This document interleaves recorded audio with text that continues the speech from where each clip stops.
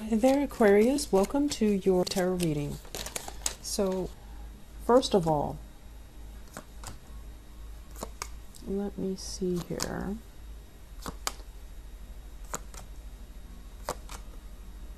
Okay, so the first thing that really jumped out at me here is this is basically a process about re-examining the past, figuring out cycles and patterns, and figuring out, are cycles repeating because we needed to learn a specific lesson, or are they repeating because we haven't learned it the first time? So I feel like for some of you, there is somebody in your life and you feel like, oh, it's meant to be. It's a fated karmic type of a relationship. I'm exactly where I need to be with this person, or I'm exactly where I need to be because of this job, because of this location. And so they're really telling you, like, is it really meant to be, or is it coming back around, a cycle, something similar from the past, or, similar to something from the past that is cycling back around because the lesson hasn't been learned. And so I feel like you're kind of in a space where you're taking it and running with it, and you're not really sure if it's meant to be or if it's something that you're still trying to learn. So the important lesson here, I feel, is to be really aware that some things are being recycled or some things come back in because we have to learn something from it, okay? This is a card about self-mastery. This is a card about having really a full confidence in your capabilities. And it's kind of like the idea about, knowing how much you know and then disseminating and sharing your knowledge with other people. Kind of like being in the public limelight so then you can show other people, direct other people, and kind of, I want to say, like, disseminate information so that you can lead others, or so that you can steer others in the right direction. Okay, so I feel like if some of you are in a position in your current work situation and you're dealing with the public, you're constantly in the public eye, you're constantly having to fix problems, you're constantly having to manipulate or resolve or called in to do some type of damage control, I feel like you are exactly where you're meant to be, because there is a skill that you're still learning. And I honestly feel like the skill has to do with leadership capabilities. It's almost like you're being groomed for a position of power, for a position of leadership. And once you have mastered these skills, you're not going to have to work from the bottom of the totem pole where you're dealing with financial scarcity or financial instability, or you're not going to be, that newbie where if there's a turn for the worse in the economy, you're the first that the company or the organization lets go. Okay, so I do see cycles being repeated. I see you learning from the past. And I see in the work environment, you are where you need to be, and you need to upgrade your skills. You need to show leadership. You need to show diplomacy. You need to be able to communicate very, very well. Many of you are making a living based on communication. So, for example, for me, for example, if I'm doing tarot, I'm making a living based on communication, but I feel like it's deeper than that. I feel like it's leadership and communicating in a way where there is no confusion about what you're trying to say. Being very firm, but being very diplomatic, which is a fine line that might be difficult for many Aquarius people. Because I feel like diplomacy might not be your forte. You see things in a very binary manner, black or white, yes or no. There isn't a middle ground, and you're not somebody that will mold or change your demeanor based on your audience. Okay, so like you have just one singular way of doing things, and you don't really, it's not that you don't take your audience into account, but you feel like what's the best way to do things, and so you don't really bend to cater to other people. And so I feel like there is a concept here about having to learn how to be very, very firm, but also to be very diplomatic so that people like you, so that people respect you, so that people want to hear what you have to say. having to speak a little bit more rather than from that head chakra, which is so heavily activated within you, where you make connections really fast. You have a lot of intellectual, prowess that you can share, and it's a huge asset. It has always been a huge asset, but communicating more from the heart, kind of like being able to put yourself in other people's shoes so that you know how to adequately persuade them, you know how to adequately help them, so that you allow them to feel important. And what does come to mind here is, this entire cluster. So I feel like many of you, I'm going to say this as, I don't like to criticize, but I feel like you might have been accused of this in the past, okay? Where they say like, you know how to solve problems. So if somebody comes to you and they're like, I'm dealing with all of these things, can you help me sort it out? You're very good at sorting it out. You're like, okay, A, B, C, D, done, and it's over with. But that interaction, that transaction, it leaves them feeling like they're just a number. They're just a case. Like it's very impersonal. And you like to do that. You like to make things very impersonal.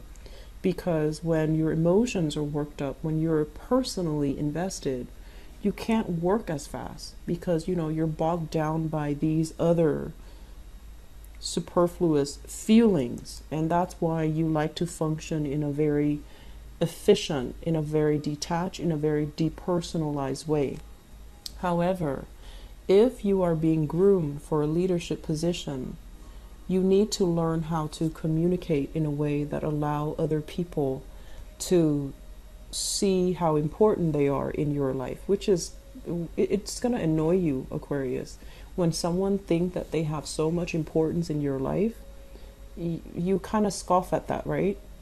And so if you're in a position of power, if you're in a position where you're being groomed to achieve a lot more, you're going to have to conform and you're going to have to change yourself just a little bit to make people feel important, to honestly make people feel that you appreciate them, make people feel wanted and needed, and make people feel that they can approach you when things go awry because you've got their back, right? So I feel like there is a massive, I guess like a strategy that you need to adopt in your work environment so that you can get yourself where you need to be, okay? This card came out here, and it shows up here King of Wands in the reverse position. Let me talk about this as an energy first. This is a card about somebody that is in a supervisory, in a managerial position. They wield a lot of power. They don't even have to, get up from their throne. They have minions doing the work for them. And when it shows up in the reverse position, you're a very hands-on type of person. You like to get out there, be on the front of that battlefield to do the work. You don't mind getting your hands dirty. You learn through experiencing it. So for you to be working behind the scenes, directing people, telling people what to do, that's not really your style. You take a very egalitarian stance when it comes to hierarchy, when it comes to office politics. You don't like to be, if you're a leader, you don't like to be on your pedestal directing other people. You want to be kind of like in the trenches, working alongside other people. And you yourself, you're very independent. I don't feel you would be okay with delegating because there is deep down this sense of I can do it best. And if I delegate, somebody's going to mess up. If I give them, something to do, they're going to mess up. So I need to be careful and I just need to do it myself.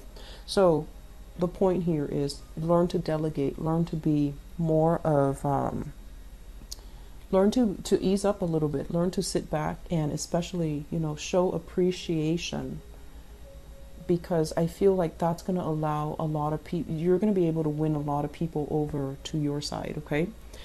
I'm sensing there is a work environment here where you are outstanding, like you're shining. People are noticing that. They're noticing these leadership capabilities within you. But I also feel like you don't want to, uproot this position They might want you to take on more responsibilities and you don't really want to do that. They might make you, manage a team and you don't want to do that because you want to work independently. And so I feel like the energy is you can't really have everything that you want. And so one of the skills that you really need to master for in this work environment for now, for this month, or until, further down the line, until the new year, is learn to make people feel important, okay? Be approachable, and especially show the appreciation. Teamwork is really important. And, you are very other-oriented. You're very team-oriented. But I also feel there's this energy here about, I don't want to delegate because I don't want other people to mess up. I want to do it right, and I want to do it my way. So that sense of independence, I feel like it needs to be curbed a little bit, okay? So moving forward, what I have here, let's look at this entire spread. So first of all, I feel like these are relationship partners.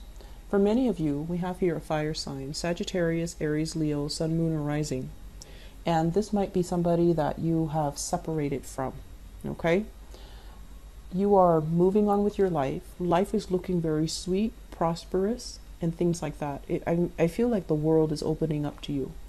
But I feel like every once in a while, you still think about this person. You still think, you still want to know whether or not they're okay. You're still very much emotionally in tune with that person. And you want them to be okay. But I feel like there was a lot of hurts and possibly betrayal in the past associated with this fire sign. It can be Sun, Moon, or Rising, and I feel like they might have made promises to you. They might have distorted the truth when they talk to you. They might have, I'm sensing like they might have just been outright deceitful. And so you've left this person behind. You have a new person coming into the picture. I have here a water sign, so Queen of Cups. Pisces, Cancer, Scorpio, Sun, Moon, or Rising, and this can be male or female. Basically, this energy is somebody who's a lot more genuine, okay? Like very sincere, loves completely, and I feel like this person is somebody that is very nurturing, very loving, very caring. They know how to rough it out when things get hard. They know how to calm you down, and they have a very stabilizing influence in your life. So many of you are involved with this person, and I'm also sensing as well that you might see a relationship with this person as something that is, it's okay, but is it the best? So once again, we're trying to figure out, how is this going to work? There might be an element of distance between the two of you. There might be like a lot of obligations from their end. I'm sensing you're dealing with somebody who is like very emotionally up and down, okay? They might have a lot of things they're juggling. They might have 2 jobs. They might have a lot of financial responsibilities. And so it's hard for the two of you to form a relationship together.